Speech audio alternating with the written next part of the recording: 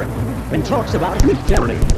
And Jeff Fuller was dancing in victory lane last year, and now he's dancing for a brand new team. And Chris Romano talks about the Midgets and how they all put it back together for the best season ever.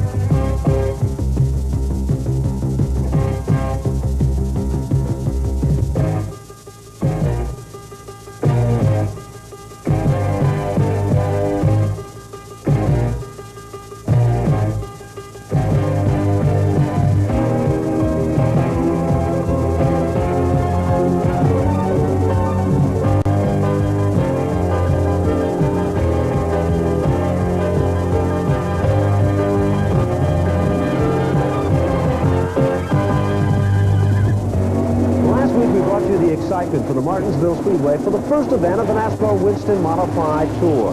And now you're looking at an empty grandstand here at Riverside Park Speedway, but soon this grandstand will be filled as racing action is about to begin right here in the Northeast.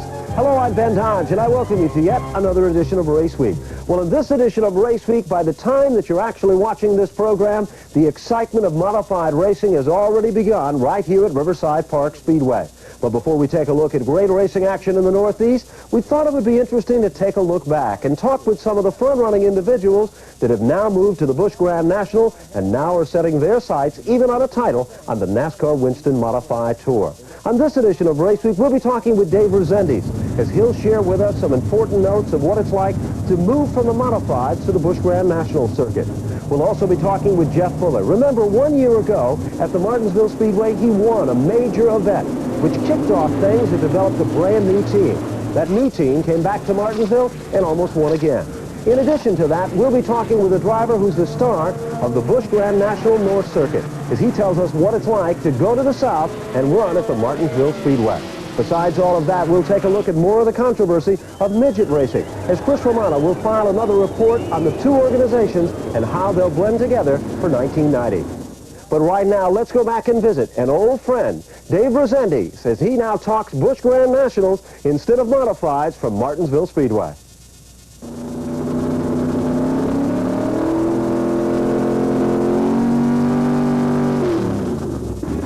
At the end of the 1988 season, Dave Rosendi's former NASCAR modified driver decided it was time to pick up roots and head down south and try his hand at the Busch Grand National. We're talking with Dave here at the Martinsville Speedway. And Dave, how has the transition been from the NASCAR modified to the Busch Grand National car? Well, I expected it to be harder than it was. The Busch cars are quite a bit different than the modifieds. They have less horsepower, they have less tires to run on, the wheelbase is narrower. It's just quite a bit different. You got to run the car fairly loose, loose meaning you know, you can't drive it way in over your head and get it sideways. You just beat on the tires. And the as far as the looking out the windshield of these cars, they're quite a bit different. The modifieds are quite a bit lower to the ground, where the Busch cars are higher. And but then again, the fenders on the Busch make it a little bit easier to make that transition. I mean, the modifieds, the wheels hanging out there, you know, I got used to that. You could see the front wheels, and you know, I got used to that. It was a lot of fun for me because I enjoyed the power and the speed and everything. But you get a chance in the Busch to run faster. You get to run on 1 mile tracks and also 1.5 miles and Daytona, which is 2.5 miles. And the speeds I always liked. The modifieds, I always enjoyed going to Thompson, Oswego, and Pocono. So it's been a very nice change for me. Dave, about the speeds, how has it been in a Busch Grand National going to tracks where you've never been to, like Daytona or a Rockingham or a Dover? Well, it really hasn't been that hard. As far as what I thought, it would be something totally strange, and it seemed to come to me fairly good.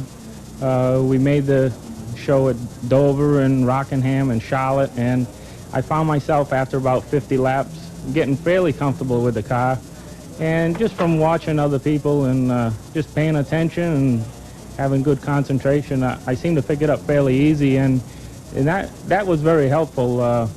You know, and I asked questions, and the people from down south, they weren't afraid to help you out, you know, because they look at it this way, hey, you know, we're going to be out there running with them, and they want you under control just as much as, you know, I want to be under control. So, you know, they helped us out quite a bit, and it was pretty good. Even though we had a lot of ups and downs when we first moved down here, you got to learn the track. It's different. You run most tracks twice a year, in the spring and in the fall, and the setup in the spring and the fall is quite a bit different. And, you know, to get your weight distribution and everything right, it takes a while. It really does, you know. As far as spring setup, shock setup, most anybody, you walk up to somebody and ask them, and they'll put you on the right track.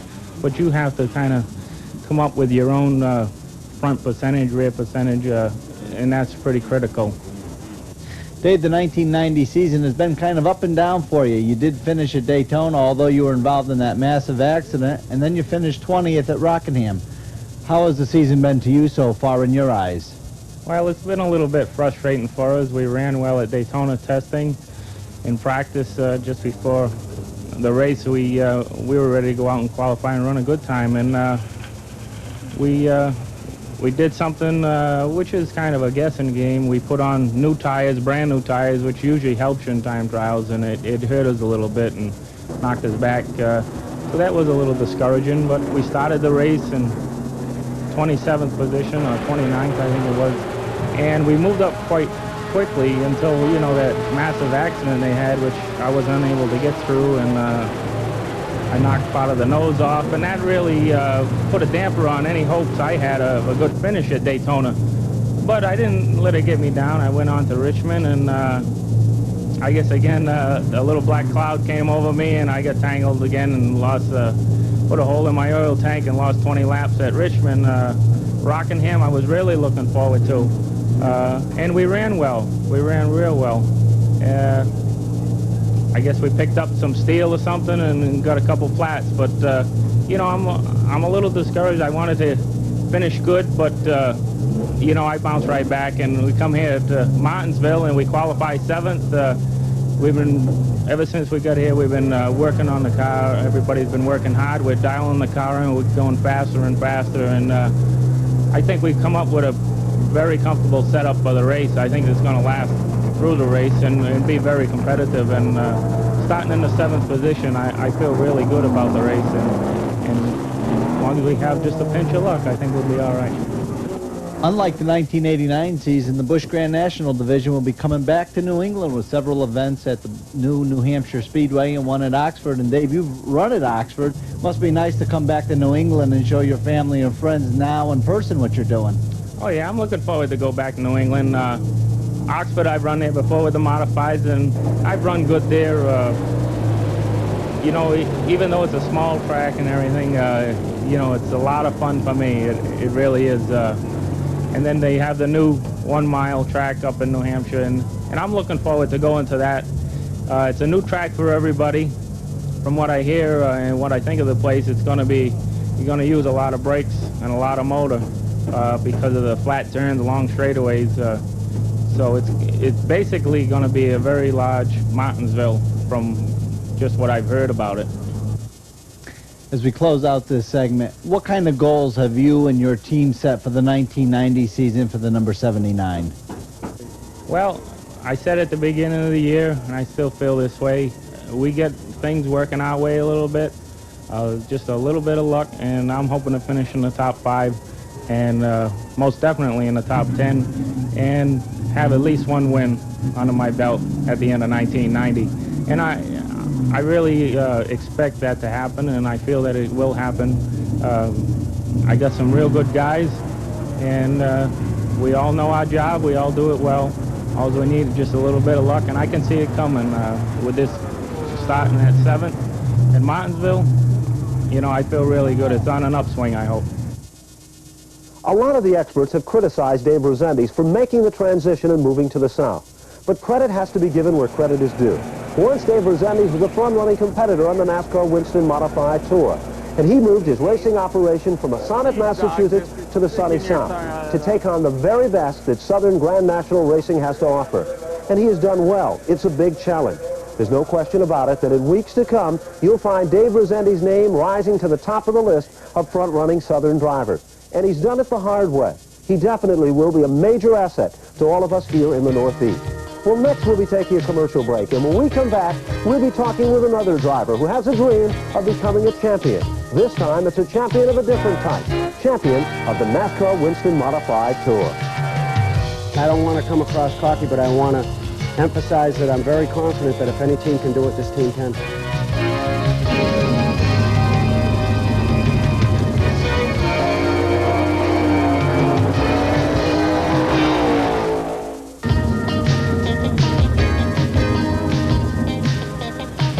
Welcome back to Race Week. Next, we're going to be taking a look at a driver who is now considering himself as a contender for the NASCAR Winston Modified Tour title. Jeff Fuller is one of those front-running drivers who just deserves a couple of breaks. He has all the right ingredients to get the job done.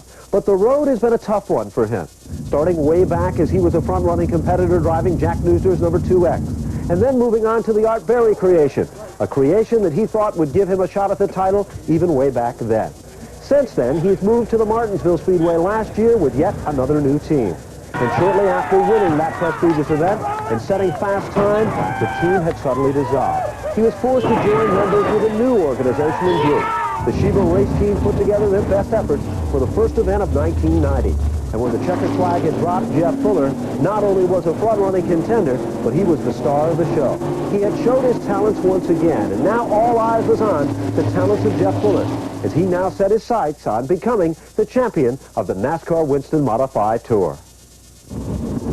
As the Modifieds kick off a new decade here at the Martinsville Speedway, one of the fastest drivers on the Modified Tour is Jeff Fuller. Well, last year, Jeff ended a 2.5-year association with Art Berry and moved into the John Speed number 55, which culminated with a win here at the Martinsville Speedway last fall. Jeff, what about 1990 and your new team? Well, Brian, I feel very confident that this new team is going to do real good this year. Brad LaFontaine, the crew chief, has won a lot of races in the SK division, which I think is a plus on our part. The SKs are noted to rub wheels and to rip some parts off now and then. And he's got a real dedicated bunch of guys behind him that are no strangers to having to, you know, put some parts on the car if the car gets beat up a little bit or whatever. And I really expect big things to happen this year. It's got to be kind of frustrating, Jeff, to be fast each time out in time trials and then to have problems in the feature, especially for somebody as aggressive as you are. Exactly. This is what we were doing here today. We brought the car out. We ran 10 or 15 laps. The car was not quite right. We came in. We made adjustments. The car has got to be comfortable the whole race.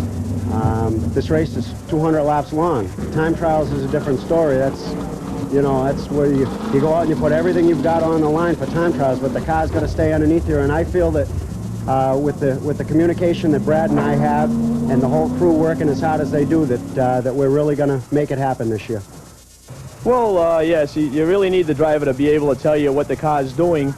A lot of times I can watch the car. Most of the time I learn to watch the car so that you can see what the car's doing. If the car's going to push or the car's loose going and loose coming off, you know. And the main thing is with a guy like Jeff, with the experience that he has, he can come in and tell me what the car's doing, and that helps me. That makes my job easy, you know. And the thing is, when he comes in and tells me the same thing that I've seen, you know we get the problem, you know, and we can fix it. Jeff, a lot of people ask, well, how did this team come together? Well, from what I gather, John Sneed had purchased this car, which was the 55 car that won here last year, from my brother Ricky. And they were hitting a few tour shows here and there, but John was involved with the SK cars. Brad and John knew each other very well. And one thing led to another when Art and I split, and we got to talking, and so John put me in the car, and right off the bat we were in contention for winning races. The more we ran, the more everybody clicked, and at the end of the year, Jack and Scott and Patty Banzel sat down and they decided that they would like to purchase the car and order another car. We've got a brand new Troya car ready to be delivered when we get back from Martinsville. We've got this car, we've got 3 motors, we've got a decent hauler, we've got all the ingredients to make it work, and I feel confident it's going to. If you don't have the chemistry, you could spend $1 million. You're not going to make it. And we feel that this team has got some very, very strong chemistry. You can almost feel an electricity around them, and that's really a great, great feeling. I feel our chances are as good, if not better, than anybody else's. I mean, if these guys didn't feel that we could win the championship, they wouldn't work on the car. The crew chief has known nothing but winning, and I don't want to come across cocky, but I want to emphasize that I'm very confident that if any team can do it, this team can.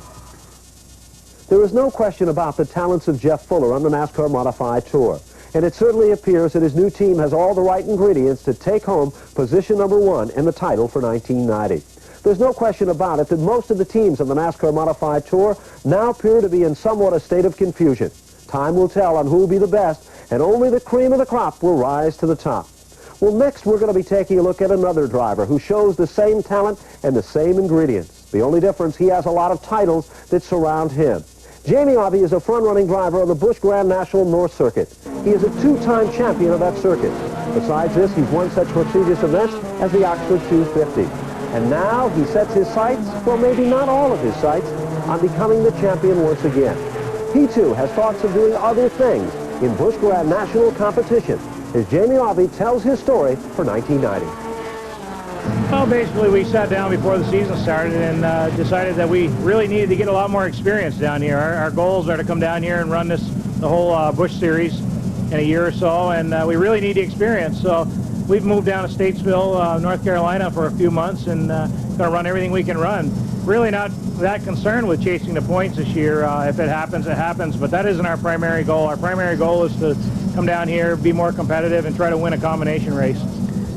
Jimmy, a lot of times when people say, they look at the Busch Grand National North drivers and they say, well, they just can't seem to compete with the Southern Busch Grand National drivers. How have you found that? I don't think that's necessarily true. You know, it's a rough road down here at the big tracks, and, you know, I think we've kind of proved that wrong at the Oxford 250 up on our home tracks. You know, they have a rough time running up there. It's just really whatever you get used to. I think in time you'll see guys like Chuck Bound has done a pretty darn good job down here, and, you know, we're hoping to repeat, you know, as Chuck has done, come down, be competitive, and win some races. And I think you're going to see that more and more in the years to come. What is the biggest thing that you look for running tracks like Rockingham where you probably have never been before? Well, really, to get that track experience, learn the setups, and just learn that, you know, some of the stuff you really need to know on drafting and how to prepare the car. It's a tough ball game. It's a lot different than the short track racing we do at home, but we're learning all the time. Haven't done that well yet, but we're not giving up. What kind of goals have you set for your team as we head into the 1990 season? Well, basically, like I said earlier, we'd like to become a lot more competitive in these combination efforts and win a combination show and just really learn a lot. Have you ever often wondered why it's so difficult for a driver to make the transition from one division to another, or even make the move from the north to the south? I mean, take a guy like Jamie Aube. He has all the right ingredients to become a champion in Southern racing, just like he became a champion in the North. But somehow it's a difficult road. You have to go back to the bottom of the list and work your way back up the ladder. And that's not easy, even if you have all the right ingredients. Well, next we'll be taking a commercial break, and when we come back, we'll be taking a look at the Midget organization, the controversy there and the great divide, and how they're putting things back together as they prepare for 1990 in Midget competition.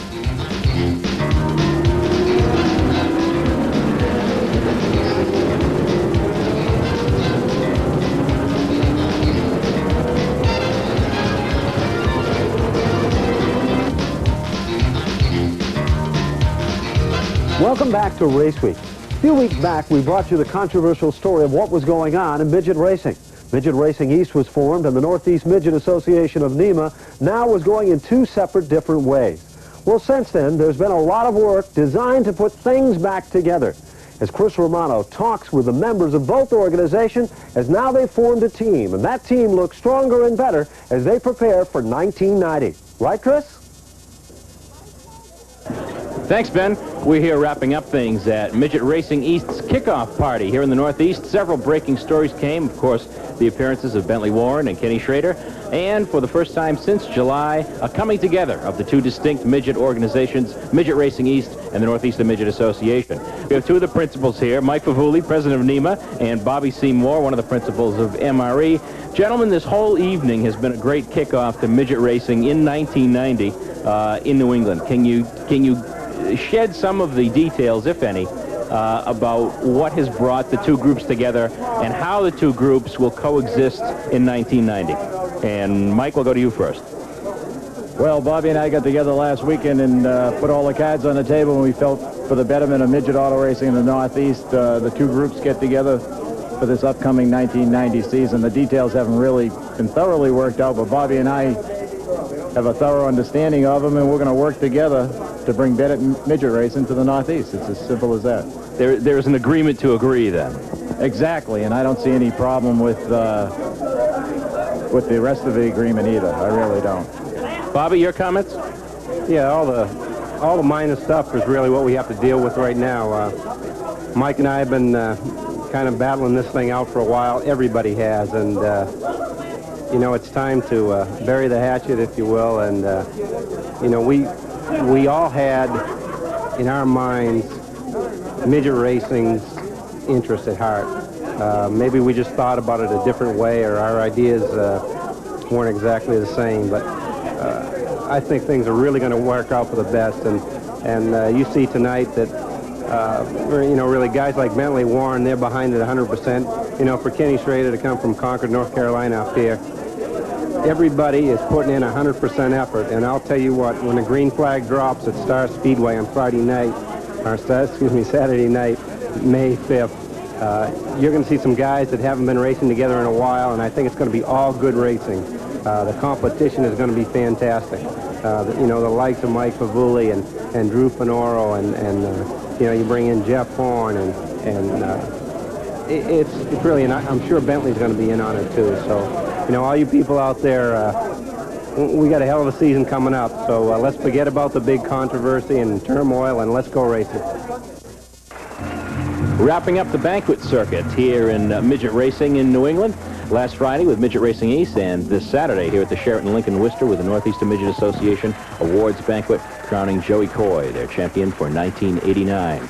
So, with the political battles over with and the rules battles over with, it's on to the start of the season, May 5th and 6th at Star and Lee USA Speedways, respectively. Both those shows pay $1,000 to win, and we will see you at the racetrack. Reporting for Raceweek, I'm Chris Romano. Thanks, Chris. It's good to see that the midgets have finally got things all back together once again. And incidentally, right here at Riverside Park Speedway will be one of those impressive stops for midget racing action. You know, last week here at Riverside Park, we had the opportunity to test the pavement for the very first time. Front-running drivers like Reggie Ruggiero, Tommy Bowles, Stan Greger, they all tried their skills at the brand-new pavement. And the amazing factor was they all loved it. The times were almost a second faster than last year's record-breaking times of 12:32. Well, this Saturday night on March 24th, all the racing will be put to the test. And the brand new pavement that I'm looking at right now will definitely be a major part of the success story. Those drivers will see who'll be the first name to be added to the list of new winners on the brand new Riverside Park Speedway. The grandstand behind me will be loaded with individuals that come out to witness the excitement and to say that they were here for the first event to be run during 1990. And that'll kick things off, as we'll be taking a look at that event and a look behind the scenes. Well, until then, we say take care, and we'll see you again next time for the best in motorsports coverage as we bring you the excitement of racing at its best. Take care. Bye-bye now.